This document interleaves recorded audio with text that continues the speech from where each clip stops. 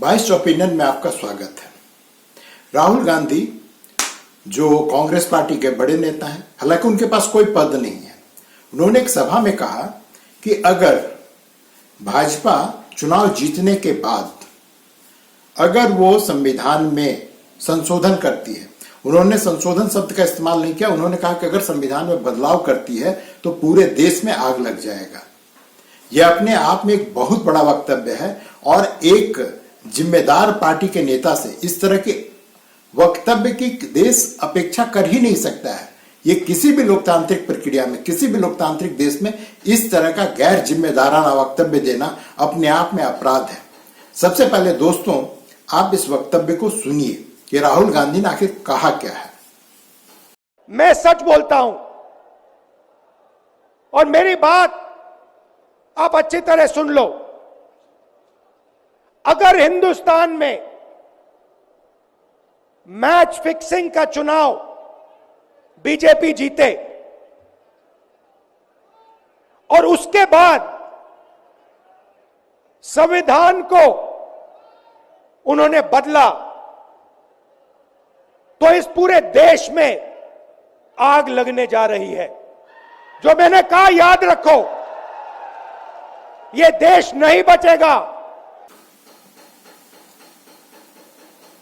राहुल गांधी ने अपने वक्तव्य में दो बातें कही है। पहला, उन्होंने कहा है कि ईवीएम, उन्होंने ईवीएम पे सवाल उठाया है। उन्होंने कहा कि मैच फिक्सिंग की बात उन्होंने की है।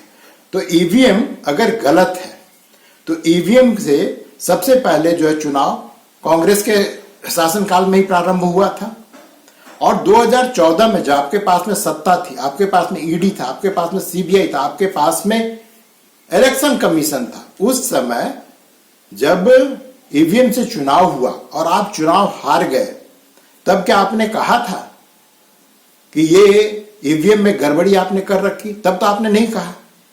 और उस समय भाजपा जो है, जो कि विपक्ष में थी, उसके बावजूद उसने अपने सामर्थ्य पे, लोगों के जनमत के समर्थन से उन्होंने चुनाव जीता। फिर 2019 का चुनाव हुआ, आप फिर चुनाव हार गए, आप फिर चुनाव हार गए और आप हमेशा ही ईवीएम राग अलापते रहे। अब स्थिति ये हो चुकी है दोस्तों कि ये जब स्टेट का चुनाव, जैसे अभी कर्नाटक का चुनाव, हिमाचल प्रदेश का चुनाव, अभी हाल में तेलंगाना का चुनाव, ये सब चुनाव जब इन्होंने ईवीएम से ही, ईवीएम के द्वारा जो वोटिंग हुई थी उसी के द्वारा ये जीते, तब तो इन्होंने नहीं कहा कि हम शपथ नहीं लेंगे क्योंकि ईवीएम से चुनाव हुआ है, ईवीएम गलत है। नहीं, जब आप जीत जाएं तब ईवीएम के बारे में आप एकदम मौन हो जाएं। लेकिन जब आपको लगे कि हम चुनाव हारने वाले हैं, आप इसका आत्मविश्लेषण नहीं करते हैं कि आप चुनाव क्यों हार रहे हैं। आप चुनाव हारने का ठीकरा जो है वो ईवीएम पे फोड़ते हैं। उसके बाद चलिए, अब ईवीएम राग बहुत पुराना हो चुका है, इस पर कम से कम सुप्रीम कोर्ट में कई बार ये लोग जा चुके हैं। कई बार सुप्रीम कोर्ट ने इनके जो भी इनकी दलीलें थे उनको खारिज करते हुए इनके केस को खत्म कर दिया है। अभी फिर ये हमेशा ईवीएम का कोई ना कोई किसी न किसी हाई कोर्ट या सुप्रीम कोर्ट में चलते ही रहता है, लेकिन होता कुछ नहीं है। और ये लोग बातें तो बड़ी करते हैं ईवीएम के, लेकिन आज तक ये सिद्ध नहीं कर पाए कि आखिर ईवीएम को हैक कैसे किया जाएगा। ये कभी भी ये बता नहीं पाए, लेकिन ये हो सकता है। आप सिर्फ आशंका व्यक्त करते हैं और पूरे के पूरे भारतीय चुनाव प्रक्रिया पर आप जो है एक प्रश्न चिन्ह लगाते हैं। इसके सिवाय आप इस तरह की हरकतें करके ईवीएम पे प्रश्न लगा के आप और कुछ नहीं करते हैं। आप देश विदेश के लोगों को बताते हैं कि भारत में लोकतंत्र नहीं है, और लोकतंत्र इसलिए नहीं क्योंकि यहाँ पे ईवीएम से चुनाव होता है। ये तो रही बात ईवीएम की। ये उतना परेशानी की बात नहीं है क्योंकि ये इनका रोज का राग है और इससे लोग अब उकता चुका है, पूरा देश उकता चुका है और इससे इनको कोई फायदा होने वाला नहीं है। ये सिर्फ अपने आपको तसल्ली दे सकते हैं कि हम चुनाव इसलिए हार गए क्योंकि ईवीएम से चुनाव हुआ। लेकिन जो दूसरी बात इन्होंने कही है, दूसरी बात इन्होंने ये कही है कि ये लोग संविधान को बदल देंगे। अब दोस्तों, मैं आपको बताता हूं कि संविधान को बदल कैसे देंगे। संविधान में ही एक आर्टिकल है, उसका नाम है 368। आर्टिकल 368 के थ्रू संविधान में संशोधन किया जा सकता है क्योंकि संविधान निर्माताओं ने यह माना था कि ये एक जीवंत दस्तावेज है, ये कोई आसमानी किताब नहीं है जिसपे कभी बदलाव किया ही नहीं जा सकता। और इसमें हर प्रधानमंत्री के काल में कुछ अच्छे कुछ बुरे संविधान संशोधित किया गया है। लेकिन जो सबसे फेमस संशोधन है वो हुआ था 1976। सभी संशोधनों में जो सबसे प्रसिद्ध संशोधन है वो है 1976 का 42nd अमेंडमेंट, 42वां संविधान संशोधन, जिसको कि वो इतना बड़ा संविधान संशोधन था कि उसको मिनी संविधान भी कहा जाता है। और दोस्तों, हालात उस समय के क्या थे कि पूरे देश में इमरजेंसी लगी हुई थी, सारे विपक्ष के नेता कमोबेश सभी बड़े नेता जेल के अंदर थे, और उस समय इस 42nd अमेंडमेंट को संसद के द्वारा पारित करवाया गया। और इसके द्वारा संविधान में दो शब्द, एक तो था सेकुलर धर्मनिरपेक्षता और दूसरा था समाजवाद सोशलिज्म, और एक तीसरा शब्द था इंटीग्रिटी अर्थात अखंडता। इन तीन शब्दों का समावेश जो है संविधान में किया गया। लेकिन संविधान के किस भाग में किया गया? ये तीनों शब्द जो है, जिसको कि संविधान की आत्मा कहा जाता है, प्रस्तावना की मैं बात कर रहा हूं, प्रियम्बल की मैं बात कर रहा हूं, तो प्रियम्बल में संशोधन करके इन तीन शब्दों को डाला गया, जिसको बाद के समय में हर कोई ये मानता है कि ये संविधान की आत्मा है। प्रस्तावना जो है वो संविधान की आत्मा है और इसमें किसी तरह का बदलाव नहीं किया जा सकता है। और ये सारे बदलाव जो है इंदिरा गांधी के समय में किया गया, और लोग इसको आज जो है बड़े अप्रिशिएट करते हैं। हम लोग सेकुलर कंट्री हैं, इसका मतलब ये कि जो अंबेडकर थे और उनके साथ जितने भी उस समय के स्वतंत्रता सेनानी जो नेता थे, जो मंत्री थे, उसमें कांग्रेस के लोग अधिकतर थे, वो सबके सब जो है इस शब्द का मतलब नहीं समझते थे कि सेकुलरिज्म शब्द का मतलब क्या है, और उन लोगों ने जरूरी नहीं समझा कि इसको संविधान में डाला जाए। सेकुलरिज्म शब्द जो है मूल संविधान में नहीं था। अब क्या मजबूरी थी कांग्रेस की कि 1976 में इन लोगों को सेकुलरिज्म शब्द एक वर्ग विशेष को दिखाने हेतु संविधान में डालना पड़ा। वो कारण ये था दोस्तों कि जिस समय इंदिरा गांधी अपने चरम पर थी, अपने राजनीतिक उत्कर्ष पर थी, उस समय इलाहाबाद हाईकोर्ट ने सबसे पहले इनकी सदस्यता रद्द कर दी, सुप्रीम कोर्ट ने उसे स्थापित नहीं किया। तब इन्होंने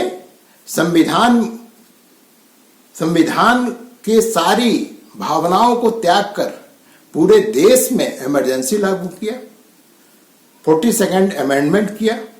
और 42nd अमेंडमेंट इसलिए किया क्योंकि इनके पुत्र जो संजय गांधी थे, उनके कारनामे और उनके क्रियाकलाप के कारण पूरे देश में और विशेष करके मुसलमानों में दहशत का भाव था। इन्होंने नसबंदी के नाम पर पूरे देश में खास करके जो मुस्लिम जनता थी वो त्राही त्राही मांग कर रही थी। तुर्कमान गेट जो दिल्ली में, वहां पे इन्होंने गोली चलवा दिया। कुछ लोग कहते हैं कि 28 मुस्लिम मरे थे, लेकिन कुछ लोगों का कहना है कि 100 से ज्यादा मुसलमानों की वहां पर मौत हुई थी। तो इस तरह के माहौल में मुस्लिमों का वोट इनसे छिटक न जाए, इसलिए मुसलमानों को खुश करने के लिए इन्होंने संविधान को ही संशोधित कर दिया। और संविधान को ही संशोधित नहीं किया, प्रियम्बल को, जो प्रस्तावना है संविधान की आत्मा है, उसको संशोधित कर दिया। और आज उनका पोता ये कह रहा है कि अगर संविधान में कोई बदलाव किया जाएगा तो पूरे देश में आग लग जाएगी। मैंने आप करें तो राम राम, और अगर दूसरा कोई करे तो छी छी। ये राजनीति नहीं है दोस्तों, ये राजनीति है ही नहीं। ये सिर्फ और सिर्फ अराजकता फैलाने का एक प्रयास है कि अगर हम चुनाव हार जाएंगे तो हम देश में अराजकता फैला देंगे। और ये इन्होंने पहली बार नहीं कहा है, इनके पिछले 2 साल के वक्तव्यों को उठा लें, इन्होंने हमेशा ही कभी देश की अखंडता पर, ये विदेश में जाकर कहते हैं कि देश तो, भारत तो नेशन है ही नहीं, ये तो यूनियन ऑफ स्टेट है। ये पूरी वामपंथी मानसिकता है। 1947 में जब देश आजाद हुआ था, उस समय भी वामपंथी चाहते थे कि यहाँ पे जो आज का हर राज्य है वो एक एक देश बने। ये सिर्फ पाकिस्तान बनाना नहीं चाहते, जिन्ना तो सिर्फ पाकिस्तान से खुश था, वामपंथी उस समय भी चाहता था कि इस देश में बहुत सारे राष्ट्र बने और छोटे छोटे राष्ट्रों में हम क्रांति करके समझेगा वामपंथी सरकार बना देंगे। और यही मानसिकता आज राहुल गांधी बक रहे कि अगर हम हार गए तो देश में आग लगा देंगे। क्यों? ये देश क्या सिर्फ तुम्हारा है, या तुम इस देश के जमींदार हो? और जो यहाँ के 140 करोड़ जनता है वो क्या तुम्हारा गुलाम है कि अगर तुम चुनाव नहीं जीतोगे तो देश में आग लग जाएगा?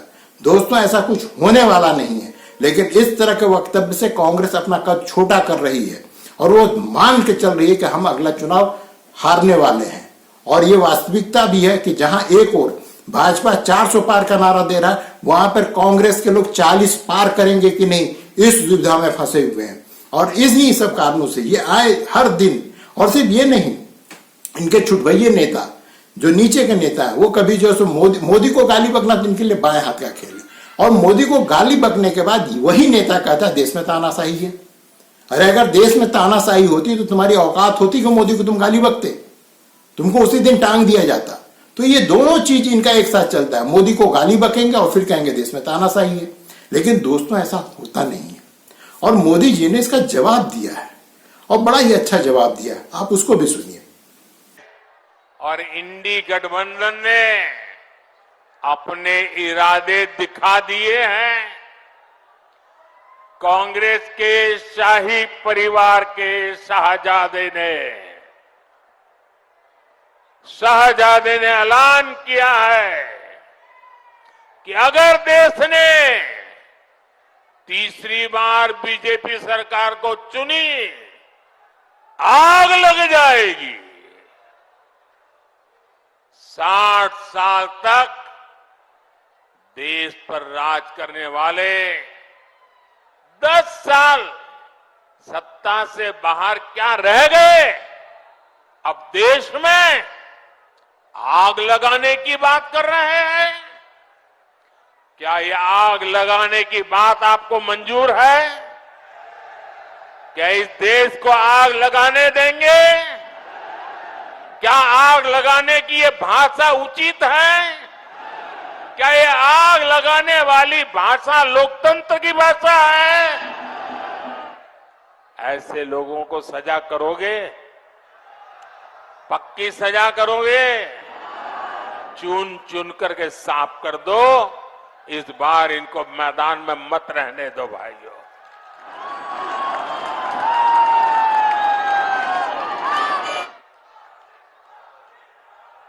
इमरजेंसी की मानसिकता वाली कांग्रेस का भरोसा अब लोकतंत्र पर नहीं बचा है। इसलिए वो अब जनादेश के विरुद्ध लोगों को भड़काने में जुट गई है।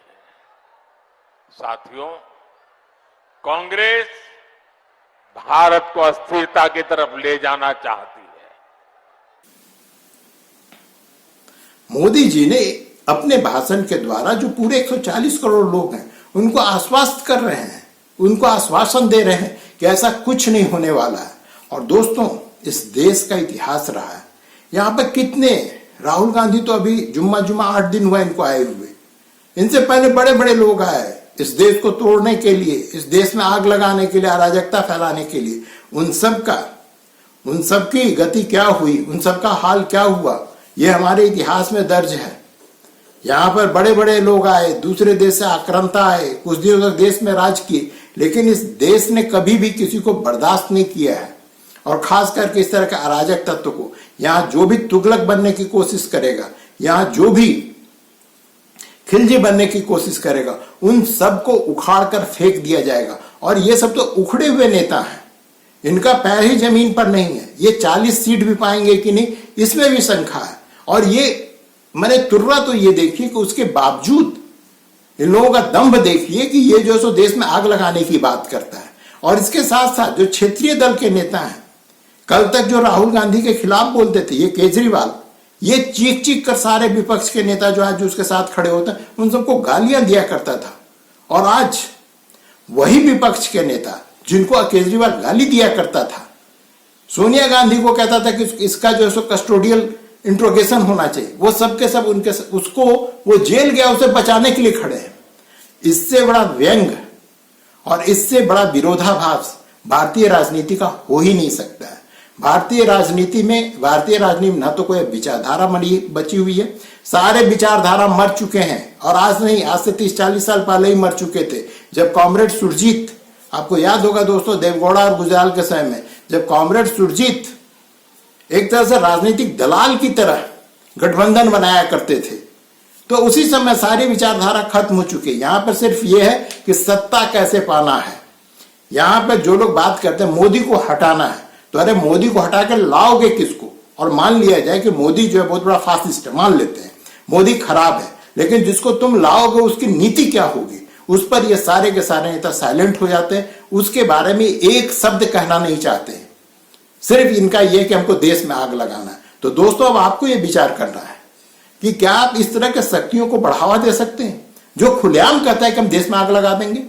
ईवीएम से इतने चुनाव हो रहे हैं, इनके खुद की पार्टी चुनाव जीत रही, तब ईवीएम ठीक है, लेकिन जब तुम्हारे चुनाव हारने की नौबत आती है तो ईवीएम खराब है। दोस्तों, 10 लाख से ऊपर ईवीएम का इस्तेमाल किया जाएगा इस चुनाव में। आप खुद अगर आप थोड़े भी प्रबुद्ध हैं तो आप बैठ करके सोचिए, क्या 10 के 10 लाख ईवीएम को हैक किया जा सकता है? क्या यह संभव है? क्या वैज्ञानिक कसौटी पे इसको किसी भी तरह से सिद्ध किया जा सकता है कि हम पूरे के पूरे जो 10 लाख ईवीएम होंगे उनको हम हैक कर लेंगे? तो ये सब के सब तुर्रा उड़ाने वाली बात है दोस्तों। ये सब लोगों को, जनमत के एक भाग विशेष को एक मौका देता है कि वो अपने ही देश के चुनाव का, अपने ही देश की चुनावी व्यवस्था का मजाक उड़ा सके और उस पर शंका कर सके। आज के लिए दोस्तों बस इतना ही। वीडियो देखने के लिए धन्यवाद। हो सके तो वीडियो पर कमेंट कीजिए, सब्सक्राइब कीजिए। अगले अंक में मिलते हैं, तब तक के लिए धन्यवाद।